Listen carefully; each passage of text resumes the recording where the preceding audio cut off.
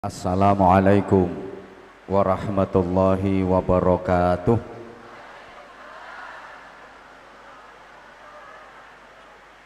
Bismillahirrahmanirrahim. Alhamdulillah, kedatangan saya bersama dengan panjenengan semua dalam rangka acara yang sangat utama, menghormat peringatan Maulid Nabi Agung Muhammad sallallahu alaihi wasallam, sekaligus peringatan 1 abad rumah sakit Lafalet. Mudah-mudahan Allah subhanahu wa ta'ala senantiasa memberikan ridhonya, barokah untuk kita semuanya. Berikutnya ini agak istimewa, bahwa rumah sakit mengadakan peringatan 1 abad, ada sholawatnya, ada pengajiannya. Ini sungguh luar biasa. Apa direktur utamanya, apa direksinya, apa kepala rumah sakitnya, apa dokter-dokternya, siapapun, yang jelas ini bukti bahwa rumah sakit Lafalet ini bukan hanya memprioritaskan kesehatan jasmani saja, tapi memang betul-betul memprioritaskan spiritualitas, memprioritaskan kesehatan rohani. Dengan semboyan memang sihah wa afiyah diindonesiakan menjadi sehat wal afiat. Allahumma sholli ala Muhammad. Allahumma sholli ala Muhammad. Berikutnya saya bahagia, gembira, sekaligus bangga, walaupun kondisi hujan, tapi jamaah yang datang masih memenuhi halaman rumah sakit Lafalet ini. Saya tuh berpikir,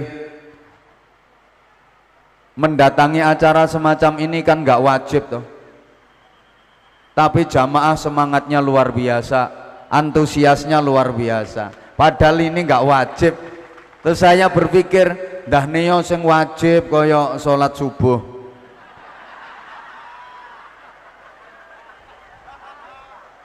Mesti lebih semangat lagi, ngoten nggih? Ibu-ibu, bapak-bapak, saudaraku, para jamaah yang saya cintai, yang saya hormati rahimakumullah. Kalau kita bicara soal Islam di negara kita, negara Kesatuan Republik Indonesia, yang mayoritas penduduknya beragama Islam, alhamdulillah, tapi juga ada sedikit keprihatinan kalau dulu Rasulullah sudah memberikan satu statement, bada'al Islamu ghariban wa sayaudu ghariban. Mula-mula, di permulaannya Islam ini merupakan keterasingan. Apa ya istilahnya? Islam itu bermula dari keterasingan, sesuatu yang aneh. Rasulullah sendirian, Rasulullah kepencil di tengah-tengah komunitas masyarakat jahiliyah. Rasulullah cuma ditemenin sama Sayyidatuna Khadijah, istri tercinta, terus sahabat karibnya Abu Bakar Siddiq, sama menantunya Ali bin Abi Thalib. Kentir-kentir, ya kepencil, dianggap hal yang aneh, dianggap hal yang asing. Rasulullah merupakan cahaya di tengah kegelapan masyarakat. Kepencil. Islam itu dulu seperti itu.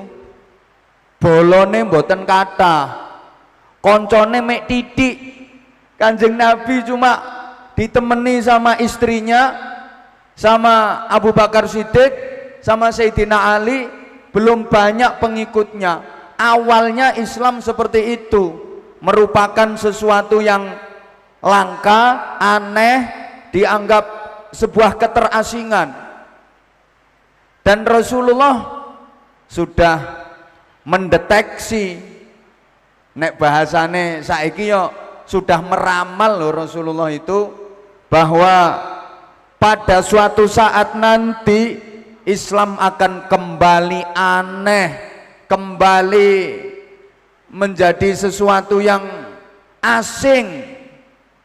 Kira-kira sekarang sudah asing lagi atau belum Islam itu? Seperti dulu, wasayaudu ghariban kama bada. Islam akan kembali dianggap aneh, dianggap asing seperti permulaannya. Rasulullah sudah memprediksi seperti itu, sudah meramal seperti itu. Lah zaman sekarang ini sudah atau belum masa-masa di mana Islam itu dianggap asing seperti permulaannya dulu? Kalau secara lahiriah kayaknya belum, nggih. Mbah gak nyaut tok. Malah semakin syiar. Rumah sakit aja punya grup sholawat tok. Makin syiar. Di rumah sakit aja tiap Ahad pagi ada majelis taklimnya, istighosah di mana-mana, sholawatan di mana-mana. Bahkan sekarang takbir itu bukan cuma di masjid, di jalan-jalan itu takbir sekarang. Loh ya kan, kalau dulu takbir Allahu Akbar itu untuk sholat, sekarang bisa untuk demo.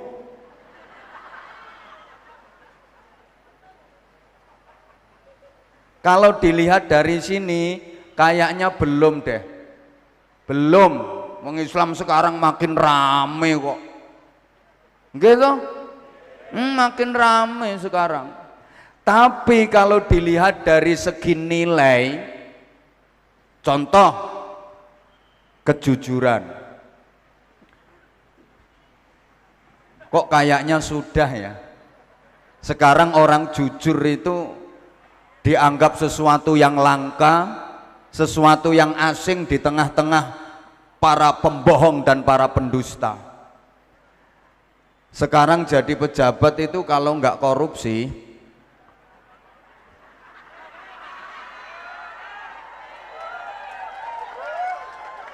kayaknya sudah merupakan sesuatu yang aneh, sesuatu yang asing, kepencil. Lagi piye tuh aku kok ora korupsi dhewe iki. Bolo-bolo do korupsi, sehingga Kota Malang DPRD nentek.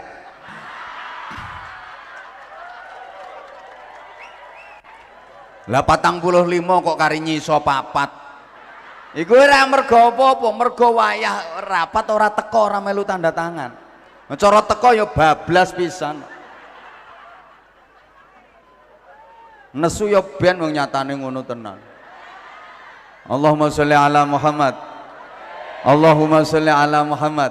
Nah, maka ini pentingnya kita kembali menanamkan nilai-nilai keislaman pada diri kita. Islam bukan hanya sebagai jargon, bukan hanya sebagai simbol, tapi harus betul-betul menjadi karakter kehidupan kita. Kembalinya kepada siapa? Tentu saja Rasulullah Muhammad sallallahu alaihi wasallam, yang memang oleh Allah dijadikan sebagai uswatun hasanah, teladan kebaikan dalam seluruh aspek kehidupan. Kenapa Rasulullah dijadikan teladan, dan apa yang harus kita teladani dari Rasulullah dalam konteks kekinian peradaban? Ini saja yang akan saya uraikan, mudah-mudahan selesai dalam 15 menit. Tolong yang merasa nggak ikut ngundang nggak usah cerewet. Kenapa Rasulullah dijadikan teladan, dan apa yang harus kita teladani dalam konteks kekinian peradaban? Tentu nanti kita kaitkan dengan penyembuhan, karena ini di rumah sakit ada satu penyakit kronis yang diderita oleh masyarakat kita secara umum. Penyebabnya sama, sebabnya yang memang kuman. Jadi kuman-kuman ini lagi musim hujan ya. Hati-hati, kita itu rata-rata punya penyakit kudis, kurap, kutil, kusta. Ini gara-garanya ya kuman. Pertama penyakit namanya kudis, kurang disiplin. Yang kedua kurap, kurang rapi. Yang ketiga kutil, kurang teliti. Yang keempat kusta, rakus harta. Ini semua sebabnya adalah kuman, kurangnya iman. Nah, ini bikin kata-kata kayak gini nggak gampang, makanya larang. Nah kalau penyakit medis, ya aku bicara itu ya diguyu wong tempatnya di rumah sakit kok. Ini penyakit yang pertama, penyakit kudis. Ini menghinggapi hampir semua pribadi umat Islam, kurang disiplin. Padahal Islam itu agama yang sangat memprioritaskan kedisiplinan. Islam itu agama disiplin. Syahadat itu disiplin akidah. Asyhadu an la ilaha illallah wa asyhadu anna muhammadar Rasulullah. Itu disiplin akidah, biar tidak lenya-lenye.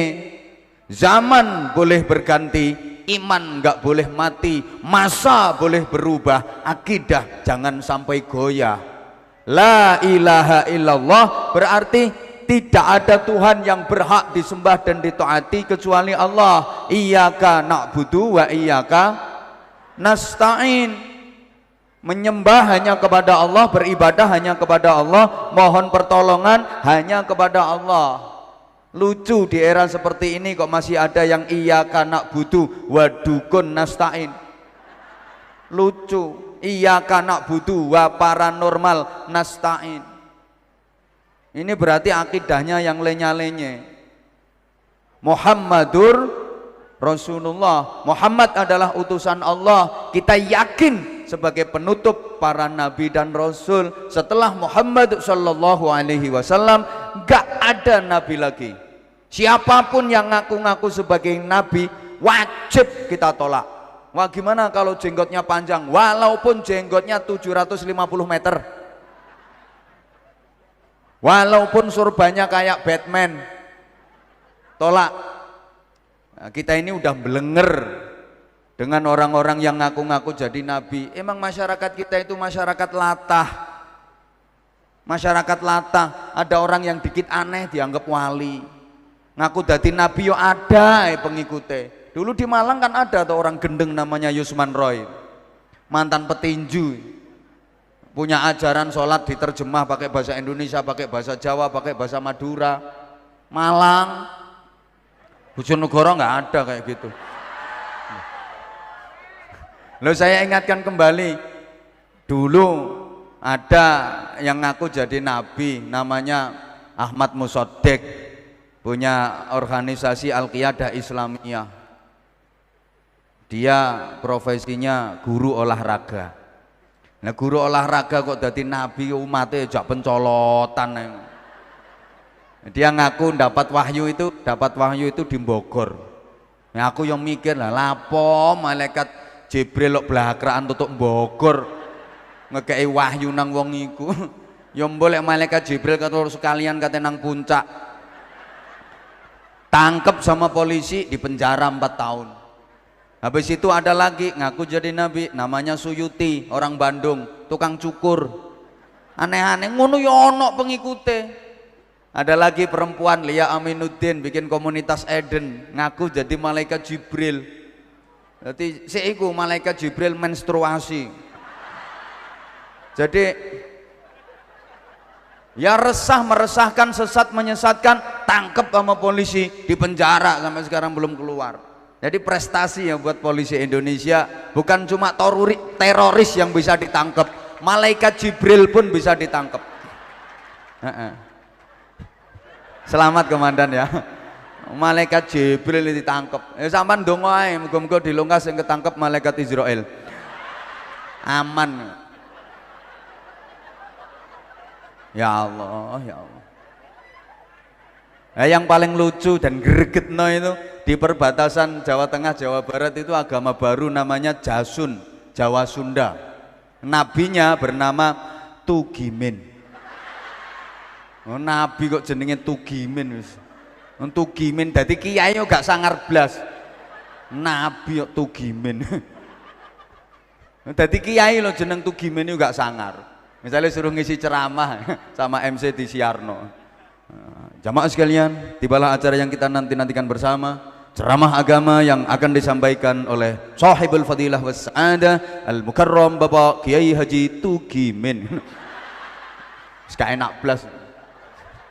Nah, sholawatannya yang malah kacau.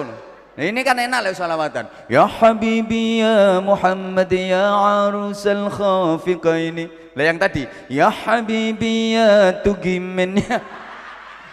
Kacau. Syahadat, jadi syahadat itu disiplin akidah ya. Terus yang kedua sholat. Sholat itu disiplin waktu. Begitu masuk waktunya, azan cepet sholat, azan cepet sholat. As-sholatu fi awali waktiha, itu termasuk afdalul a'mal, amal yang paling utama. Mengajarkan kita disiplin waktu. Ayo coba. Zakat itu disiplin sosial, disiplin berbagi, disiplin harta. Puasa itu mengajarkan kita tentang disiplin kesehatan, disiplin makan dan minum. Maka ada penyakit yang tidak bisa disembuhkan secara medis, ternyata penyembuhannya pakai apa? Puasa. Loh, ini Rasulullah yang bersabda, sumu tasihhu, berpuasalah kalian, maka pasti kalian akan sehat. Halo? Makanya wong sing gering-gering ini ketara gak tau poso. Loh, Rasulullah yang bersabda seperti ini. Lah cuma ini puasa bukan sekedar menahan makan dan minum saja. Puasa itu pengertiannya luas, karena puasa itu bermakna al-imsak, artinya mengempet. Lah, secara zahiriah saja urusan makan minum diatur, punya sendiri, halal, tapi nggak boleh sembarangan. Kalau belum waktunya nggak boleh. Soto boleh dimakan, tapi harus nunggu maghrib. Semangat dong. Sate boleh dimakan, tapi harus nunggu. Lah gitu. Bakso boleh, tapi harus nunggu. Itu. Es campur boleh, tapi harus nunggu. Ya. Bojone dhewe boleh, tapi harus nunggu. Traweh modelnya kesusu. Yo traweh sik rek. Mosok begitu dung Allahu Akbar. Ayo ya, ayo.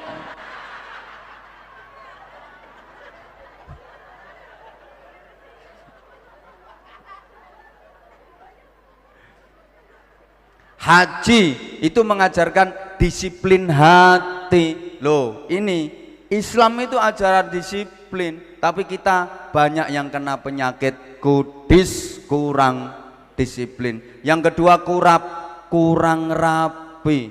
Jujur ya, harus jujur kita. Soal kerapian kita kalah dengan saudara-saudara kita yang beragama lain. Rata-rata ya, masjid sama gereja itu penataannya lebih bagus gereja, lebih rapi gereja. Maaf, nggak boleh tersinggung. Ini fakta soalnya. Loh iya, ya ironi banget, orang Islam itu kadang-kadang kalau sakit harus berobat ke rumah sakit yang bukan punya orang Islam. Ironi tuh. Loh, kita punya rumah sakit Islam, tapi kadang-kadang berubah fungsi dari rumah Islam sakit. Mangkel yo bene. Kita punya TPQ, TPA, Madrasah Diniyah, tapi bandingkan dengan pendidikan-pendidikan punya saudara kita yang beragama lain, jauh tertinggal. TPQ, TPA, Madrasah Diniyah itu banyak yang bernasib la yamutu wa la yahya, tidak bermutu karena nggak ada biaya.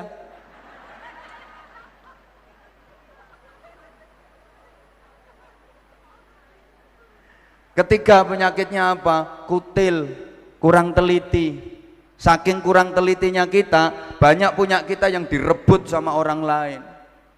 Kita yang punya, tapi yang ngerebut orang lain. Mohon maaf ya, negara dengan populasi penduduk muslim terbesar di dunia, negara dengan prosentasi penduduk beragama Islam terbesar di dunia, itu kan Islam, Indonesia, betul? Indonesia ini negara Islam terbesar, Indonesia. Maka harusnya Indonesia ini harusnya yang paling pinter dong. Wong kitab suci yang paling banyak bicara tentang ilmu pengetahuan itu kitab sucinya umat Islam, Al-Quran. 879 ayat Al-Quran itu bicara tentang ilmu pengetahuan. Al-Quran milik umat Islam. Negara dengan jumlah penduduk beragama Islam terbesar di dunia ini, Indonesia. Jepang itu agamanya Shinto, punya kitab suci namanya Nihongi Yingiski. Wis percaya ae, tak bujuke ya gak kira ngerti sampean. Satu pun gak ada yang bicara tentang ilmu. Jadi kitab suci orang Jepang yang agamanya Shinto itu namanya Nihongi Yingiski. Satu pun gak ada bicara tentang ilmu. Tapi kenapa orang Jepang kok pinter-pinter? Ayo coba. Ayo sing jejer-jejer nduk kono motor iku. Lak Jepang kabeh. Yamaha Jepang, Toyota Jepang, Honda Jepang, Suzuki Jepang, Kawasaki Jepang, Mitsubishi Jepang, Soto Lamongan, Wingko Babat, Jenang, Kudus, Gudeg, Jogja, Pecel, Medion. Dadi ummatan badokan lillahi ta'ala. Sorry ya, kita punya an-nadhafatu minal iman. Kebersihan itu bagian dari iman. Ayat Qur'annya ya jelas, innallaha yuhibbut tawwabina wa yuhibbul mutatahhirin. Allah mencintai orang-orang yang mau bertaubat, orang-orang yang mau bersuci, mensucikan diri zahiran wa batinan, dicintai sama Allah. Tapi coba, kota di dunia ini yang berpredikat sebagai kota terbersih di dunia mana? Tokyo. Kota terbersih di dunia. Coba, yang paling kumuh langganan banjir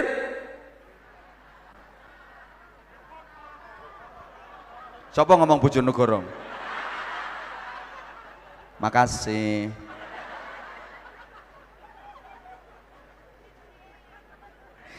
Ya kita punya ar-rashi wal murtashi finnar, sahih hadisnya. Yang nyuap sama yang disuap itu sama-sama neraka. Tapi negara yang paling bebas dari korupsi mana? Tiongkok, Cina. Karena berani korupsi, berani mati. Koruptor disediakan peti mati. Sekali korupsi masuk peti mati. Guys, gak usah bahas negaranya awak dewe. Mereka nggak punya ar-rashi wal murtashi finnar, itu nggak punya. Negara yang paling aman dari tindak pidana, kriminal, kejahatan, pencurian, maling, macam-macam itu dulu kena Selandia Baru, sekarang Belanda. Belanda ranking 1, 2 Selandia Baru. Hampir nggak ada maling di sana. Aman dari pencurian. Maka di Belanda itu ada 5 penjara yang dijual karena nggak ada penghuni. 26 penjara disewakan ke negara tetangga yang menjadi gudangnya bajingan. Saya itu ada temen, dia lagi ke Belanda itu, pas naik kereta dari stasiun, ya mesti masuk numpak sepur kok kuburan. Cek 2 jam sampai lokasi. Begitu turun dia mau nelpon, subhanallah, tas dompet HP ini ketinggalan di stasiun. Padahal di sini penting, paspor, surat-surat lengkap semuanya di situ. Balik dia 2 jam sampai lokasi, utuh masih berada di tempat, sama sekali nggak bergeser. Malah ada tulisannya kalau dalam bahasa kita, siapa yang merasa punya barang ini harap diambil. Insya Allah. Coba aku nunggu gardu pojokan kono iku. Masya Allah. Nah, ini ada pertanyaan yang saya yakin semuanya pasti bisa menjawab dan jawabannya pasti sama. Kalau negara yang paling aman dari kriminal, kejahatan, pencurian itu Belanda. Sekarang ada pertanyaan, semuanya jawab dan saya yakin jawabannya sama, semua tahu jawabannya. Di manakah orang paling sering kehilangan sandal? Boyo, kompak. Padahal masjid itu rumah Allah, Allah maha melihat.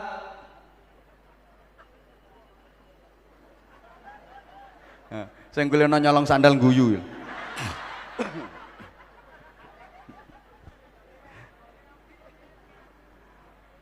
Itu orang kalau kurang teliti, itu malah Masya Allah, ya bukan hanya rugi, malu.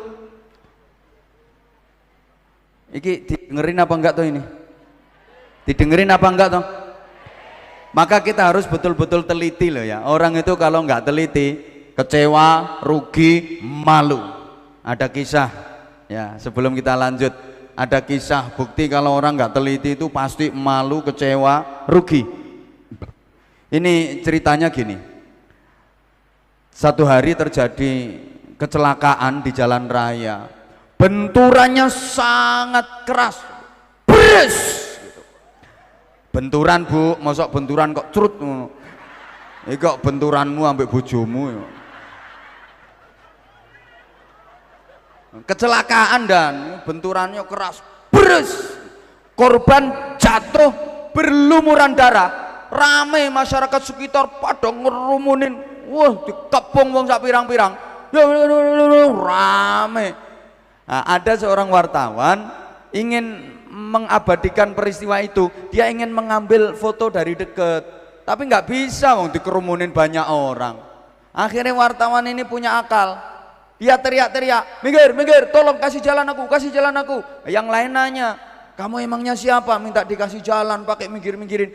Saya bapaknya korban, saya bapaknya korban. Begitu dia ngaku bapaknya korban, yang lain pada minggir, minggir, minggir, minggir, minggir. Ini ada bapaknya korban datang. Begitu wartawan itu sampai di dekat korban, dia gemeter dan pucet karena ternyata yang ketubruk adalah kire.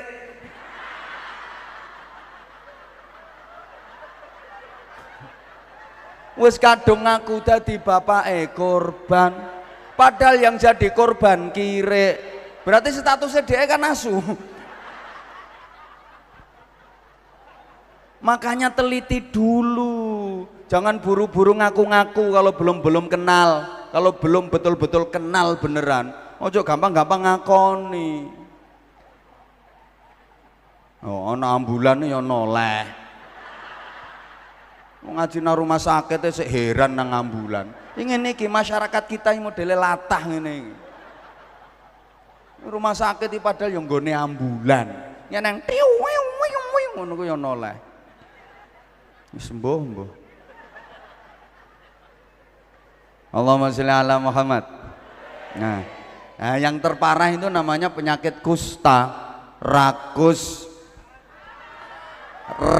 harta. Hubbud dunya ra'su kulli khati'atin, terlalu cinta dunia itu pangkal dari semua kesalahan, pangkal dari semua kejahatan. Lah, penyakit-penyakit itu yang kudis, yang kurap, yang kutil, yang kusta, itu penyebabnya adalah kuman, kurangnya iman. Maka alhamdulillah saya dengar informasi kalau tiap minggu walaupun baru seminggu sekali, alhamdulillah di Masjid Asy-Syifa diadakan majelis taklim. Alhamdulillah. Ini dokter-dokternya juga ikut ngaji semua.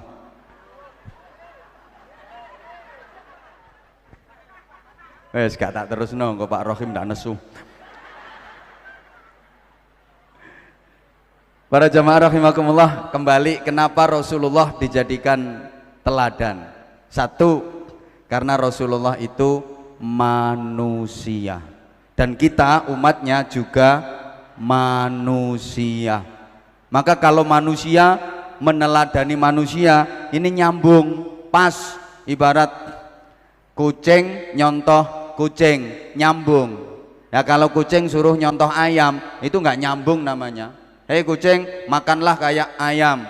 Akhirnya kucing lihat ayam makan, cuk cuk cuk cuk cuk cuk. Lah ayam duwe cucuk. Nah, kucing gak duwe, akhirnya mangan nyontoh ayam, cuk cuk cuk cuk cuk cuk, yo bundas kabeh cangkeme. Nah, jadi ini menyangkut predisposition ya. Ini secara kurikulum desain 100% Rasulullah itu manusia. Gesturnya, posturnya, organ tubuhnya manusia. Maka kalau kita manusia dikasih contoh manusia, nyambung namanya. Rasulullah manusia, bukan jin, bukan malaikat. Sampean misalnya disuruh nyontoh Superman, bingung karena Superman itu bukan manusia.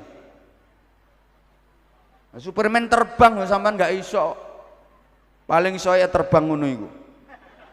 Nah, lagian Superman itu ya gak waras. Wong katokan kok dienggo nang jaba.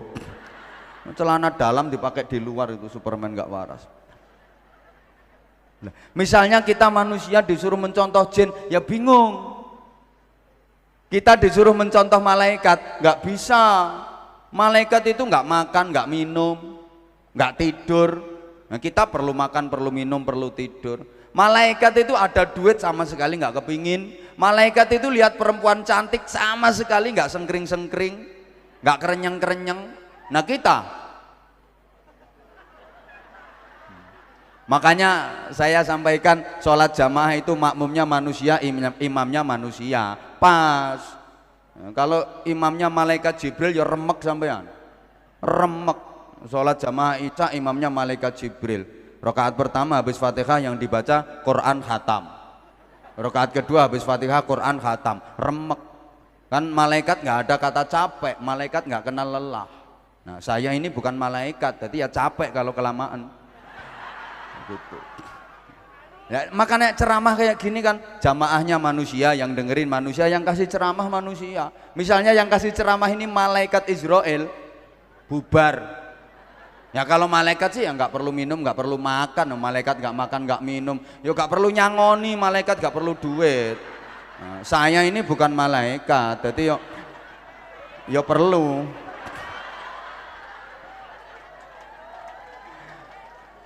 Rasulullah itu ya makan, ya minum, ya tidur, ya sakit, iya, karena manusia. Halo, sebagai manusia Rasulullah tidur, kita juga tidur, cuma beda tidurnya. Ini maksudnya makalah Muhammadun basyarun lakin la kal basyar. Muhammad itu manusia tapi tidak seperti umumnya manusia. Bal huwa kal yaqut bainal hajar. Muhammad itu adalah mutiara, berlian yang terletak di antara bebatuan. Sama-sama tidur, tapi tidurnya beda. Kalau Rasulullah yang tidur cuma mata saja, hati tetap terjaga. Ada apa aja ngerti, denger. Nah kalau kita sekalinya tidur, bleksek total. Ngono bledek kayak gak kerungu. Rasulullah kalau mau tidur pasti kondisinya suci dari hadas. Kalau kita kan kepet ya turu. Rasulullah kalau mau tidur itu zikir doa, zikir doa, zikir doa sampai tidur. Kita kan enggak, tidur ngeloni HP. Rasulullah kalau tidur, wah adabnya luar biasa.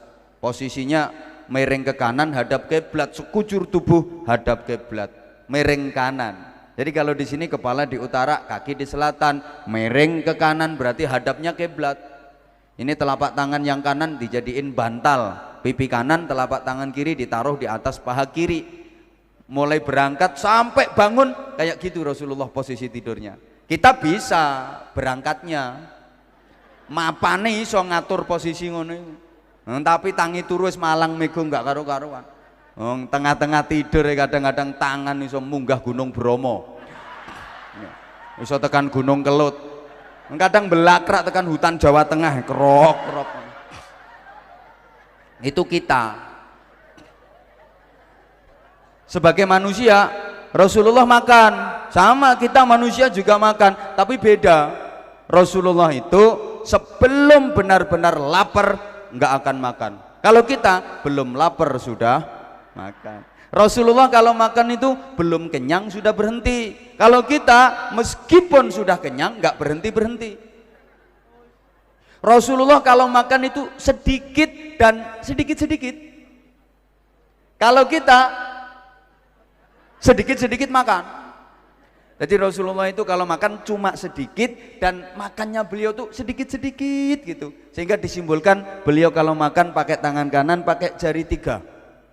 Ini yang harus kita contoh adalah sedikit-sedikitnya itu loh, nggak harus 3 jarinya. Nah, Rasulullah makan pakai 3 jari, yang dimakan kurma, roti, enak. Nah, sampean mangan soto nggak driji telu, kapan marine? Artinya sedikit itu loh Bu, sejelek-jeleknya makan itu pakai jari 10. Wong kemaruk itu. Maka ketika Rasulullah ditanya, ya Rasulullah, apakah resepnya agar manusia itu hidupnya selalu sehat? Rasulullah itu resep sehatnya kalau soal makanan itu, jangan makan sebelum lapar, berhentilah makan sebelum kenyang. Itu resepnya Rasulullah. Jadi jangan makan sebelum benar-benar lapar, dan berhentilah makan sebelum kenyang. Makanya Kanjeng Nabi sop sehat, Kanjeng Nabi sop sehat menan. Tubuhnya atletis, kekar, tegap, gagah. Yang harus kita contoh itu sehatnya, bukan posturnya. Nah, kalau sampean mau mencontoh postur tubuh Rasulullah, gak kira iso. Rasulullah itu gagah, perkasa, tegap. Nah, awakmu sayak-sayak. Makanya mencontoh Rasulullah itu kepribadiannya, akhlaknya, bukan bentuk tubuhnya, bukan pakaiannya, ndak, tapi akhlaknya. Ya nanti kalau waktunya cukup diterangin. Kemudian Allah menengok, orang nyumbang.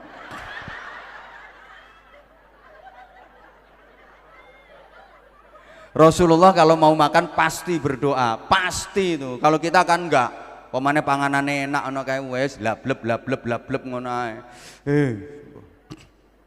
Sebagai manusia, Rasulullah itu ya keringetan kayak kita, punya keringet. Tapi beda, keringet Rasulullah itu harum, wangi. Di zaman dimana belum ada parfum, keringat Rasulullah wangi. Jalan itu habis dilewati Rasulullah ketara. Jadi menengo kari ngrungokno rewel. Orang itu pasti bisa menengeri